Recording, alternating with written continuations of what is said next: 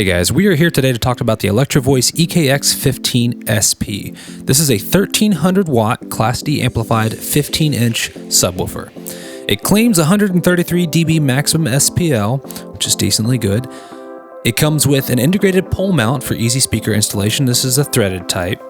It is lightweight, it has built-in handles, easy to transport around. It has both 1/4 inch and XLR combo inputs for both left and right, and also features 2 outputs that are chained through respectively. This thing claims a frequency range of 40 Hz to 180. Now in reality it's more like 45 to 150. It does have smart DSP with adjustable low pass filter on it, and also features an internal thermal management system with variable speed fan on the back that helps keep the system cool. The system also features the cardioid technology, where you can go into the panel on the back. If you have multiple of these EKX15s, you can create a cardioid subpattern for your room. And it comes in weighing at about 57 pounds, which is not too heavy. That's actually very light compared to a lot of the subwoofers out there on the market. It does have the tough EV coating on the outside, and the box itself is made of plywood. This is one of my favorite subwoofers I use for small DJ gigs.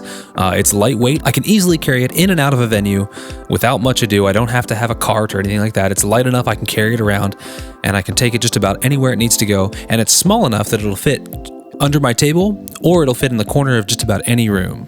Now, I know you guys are going to want to hear what this thing sounds like, so we're going to do our best to try to capture some of this a little bit later on in the video. But for now, let's jump down to real-time me, and let's take a look through all the different features of this EKX15SP. Hey guys, welcome to Real Life Me.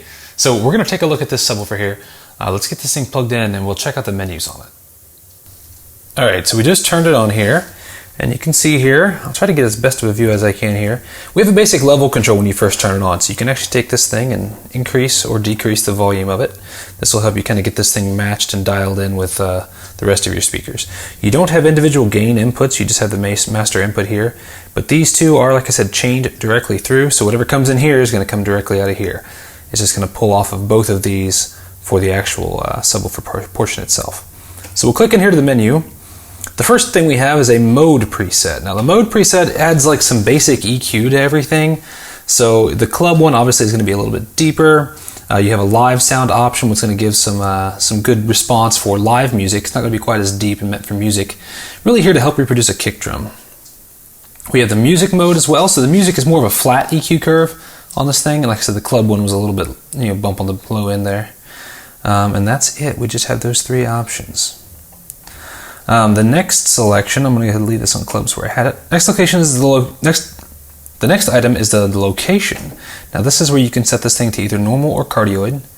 So the normal mode is obviously what you're going to want for just one of these. If you have 2 of these, you can actually stack another one on top of it and flip it around, face it the other direction, and then you set whichever one is facing backwards to your crowd to the cardioid mode, and it will time align it, and it will take care of all the EQ presets and level presets you'll need to make it into a cardioid subarray. The third option is the low pass. You can set this anywhere from, I don't know, let's see, you get 80, 100, 120, 150, and you can also get, this thing also has presets for the EKX speakers, both the 12P, 15P, options for the ELX series. And what this does, it's actually got the ELX 12P, which is what I use. What this does is it basically will just match up the frequency response of this subwoofer to match the 12P so that the 2 will act as one. Sounds a whole lot better. I personally just dial it into about 80. That's where I like it, but it depends on what speakers I'm running. You can control the LED on the front of it with this here. You can turn it on off, or you can set it for it only shows up when it limits, which is kind of nice to have. You can set to dim the LCD whenever you're not using it. I like to dim it so it doesn't waste any extra power, and just keeps the life of the LCD good. You can adjust the LCD brightness, contrast, and the last option you have is to store and recall presets. So you can actually store a preset when you have everything set how you want it. You can store that up and then recall it later if you're changing between speaker systems or other stuff like that. You can also lock the subwoofer, keep anybody from messing with it on here on the back too as well. You can reset all the settings, and you can also check the info of the speaker and what firmware it's running. Now that's pretty much it for the actual subwoofer itself. I mean, you've seen plenty of images of it now. The panel itself is easy to use. It's nice and bright. You can see it from a bunch of different angles. It's easy to see. If I keep my camera focused there. But you can see it from all kinds of different angles, and it looks really nice. It's an easy subwoofer. You can see it's kind of beat up. I mean, I've got a lot of crap on it. It's got some dust on it here. I use this subwoofer a lot. So as you can see, I mean, it's well road used. There's a lot of dust in the handle there too. But it's well used. I mean, I'm not going to review something that I haven't used before. You guys know that. And look at the dust on the fan there. I probably should clean this guy out. But, you know, you guys will get the most honest review because I've used this thing a ton. So let's hop into some of the sound aspect of this thing. We'll get this thing hooked up and we'll take a listen to it as best we can with the camera microphone.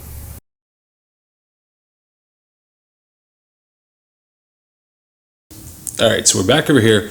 We're going to attempt to do some frequency sweeps. I have a cardioid condenser mic hooked up to this camera here, so we're going to give it a try. The problem we're going to run into is my room itself is quite noisy, so you're going to hear the ceiling rattle some. You're going to hear the table it's on rattle some. That's the problem with trying to capture subs. I'd need to do this like outside, but it's currently raining, so I really can't take this stuff outside to do it where you won't get vibrations.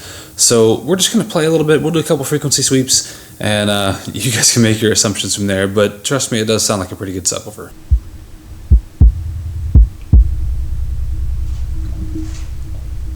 All right, there's 20 hertz.